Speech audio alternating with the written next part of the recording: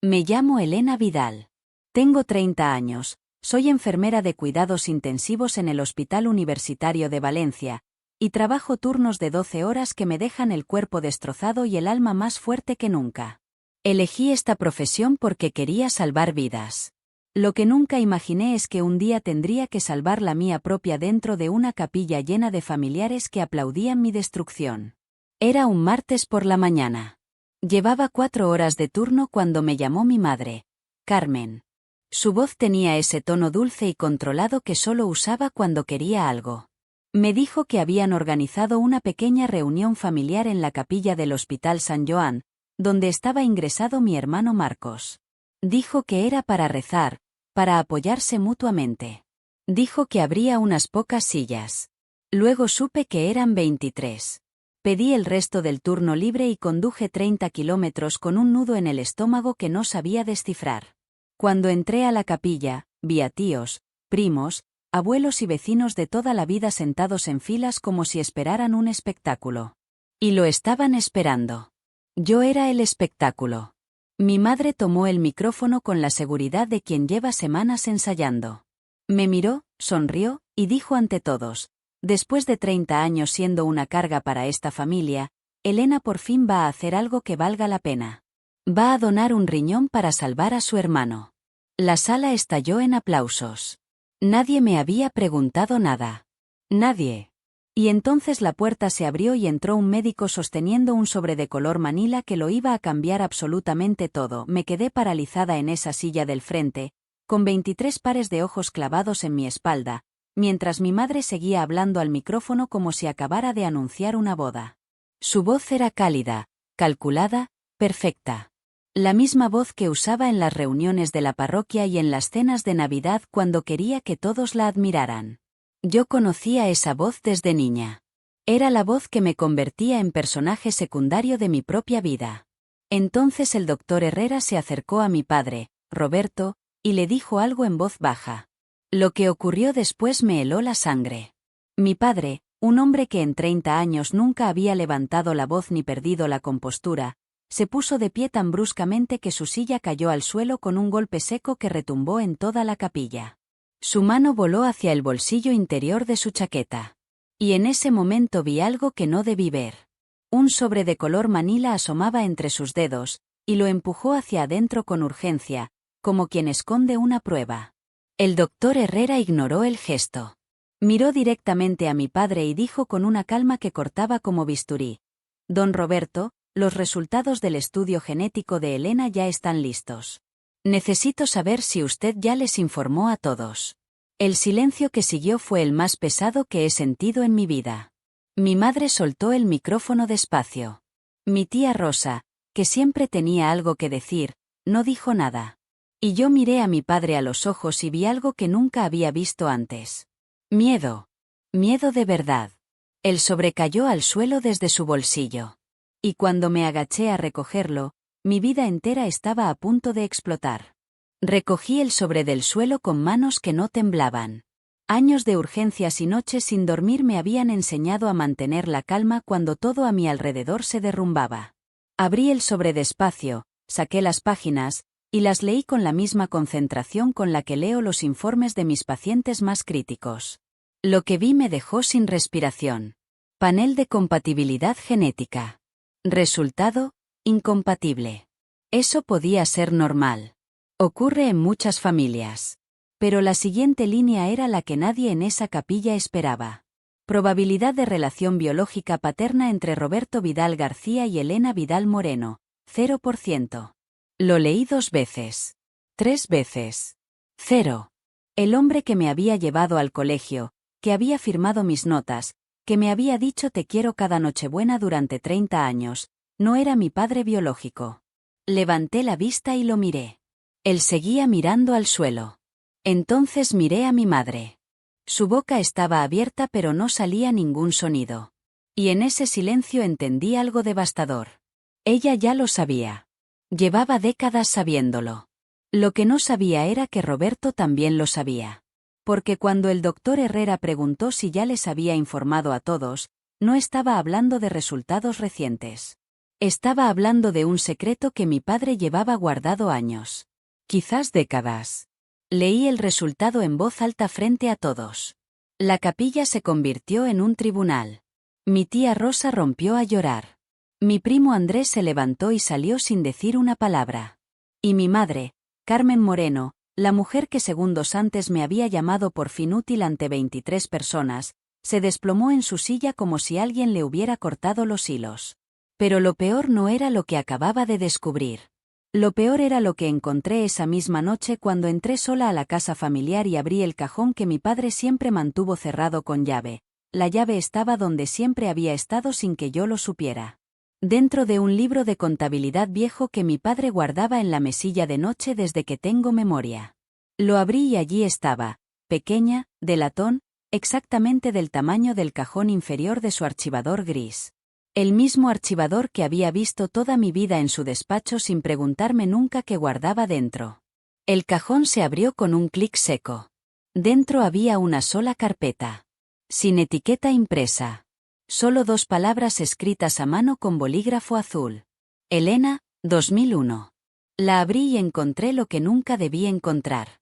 Una prueba de paternidad realizada cuando yo tenía 5 años.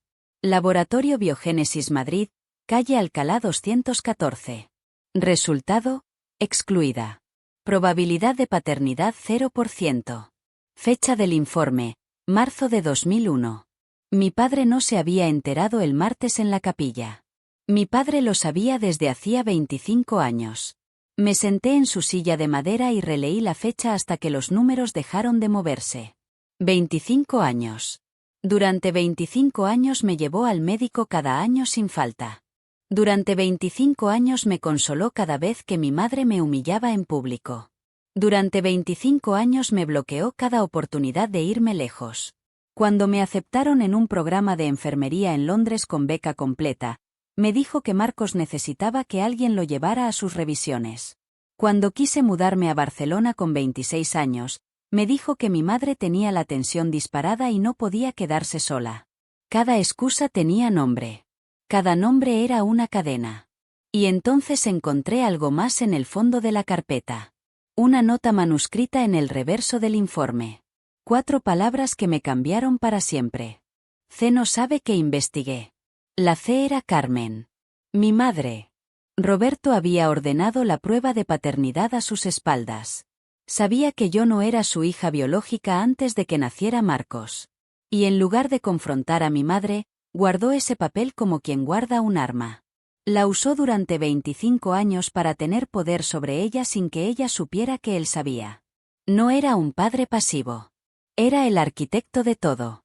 Y yo había sido el instrumento más útil de su construcción.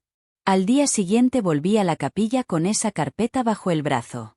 Y lo que ocurrió cuando abrí esa puerta dejó a todos sin palabras, incluyendo a las personas que creía que nunca me sorprenderían.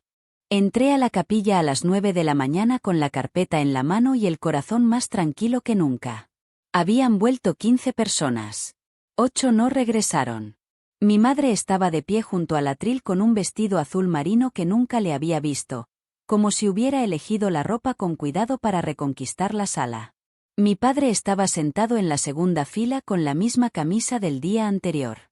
Mi abuela Pilar, que siempre llegaba en silla de ruedas empujada por mi tía Rosa, estaba en el pasillo lateral mirándolo todo sin decir nada.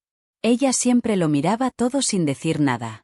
Mi madre tomó el micrófono y comenzó a hablar de errores de laboratorio y de malentendidos y de que la familia estaba por encima de cualquier papel.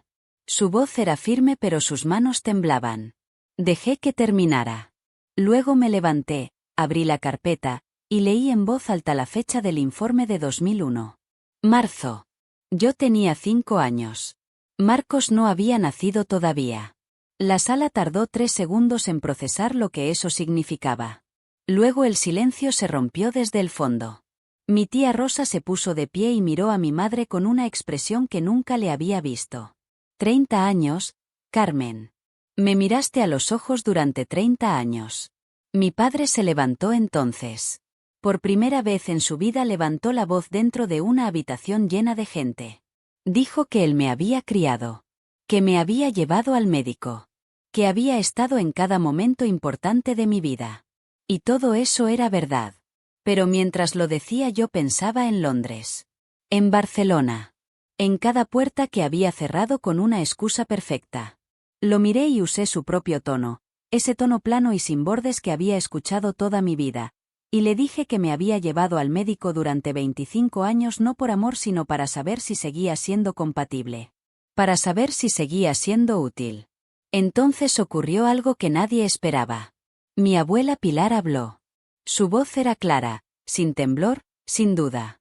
Dijo que Roberto le había contado la verdad cuando yo era pequeña. Que ella le había dicho que hiciera lo correcto. Que él prometió que lo haría. Luego lo miró directamente y dijo simplemente, «No lo hiciste». La capilla entera absorbió esas 3 palabras como una condena. Mi madre se hundió en su silla sin dramatismo, sin lágrimas, como un edificio que pierde su base. Mi padre se quedó de pie en el pasillo central con la mano extendida y temblando, sin columnas donde poner los números. Yo era la única persona de pie. Puse la prueba de paternidad sobre la mesa del altar, recogí mi bolso, y caminé hacia la puerta.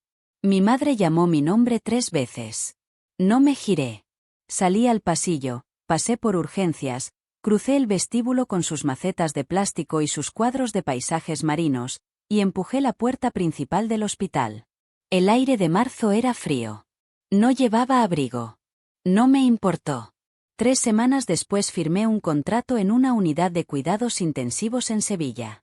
Encontré un apartamento en el barrio de Triana con paredes finas y vistas a un patio interior donde los vecinos tendían la ropa por las mañanas. En el contrato de alquiler me pidieron un contacto de emergencia. Escribí mi propio nombre. Marcos me envió un mensaje 28 días después de la capilla. Decía que lo habían inscrito en la lista oficial de trasplantes. Decía que lo sentía. No por el riñón. Por nunca haber preguntado cómo estaba yo.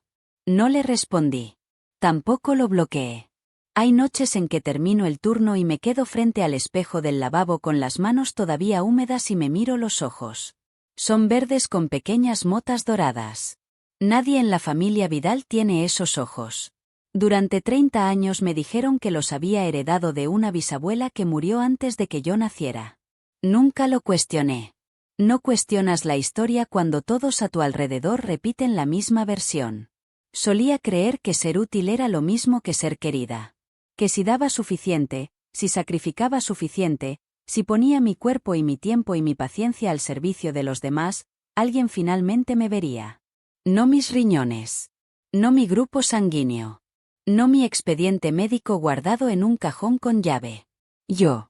La persona detrás de la utilidad. Mi padre me tuvo archivada durante 25 años bajo la etiqueta de disponible. Mi madre me subió a un escenario y me llamó útil delante de 23 personas. Ninguno de los dos me preguntó nunca cómo estaba. Si alguna vez fuiste la persona útil de tu familia, la que solo recibe llamadas cuando alguien necesita algo, quiero que sepas que te veo.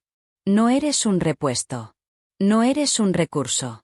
Eres una persona completa que merece ocupar espacio sin tener que justificarlo con lo que puedes dar.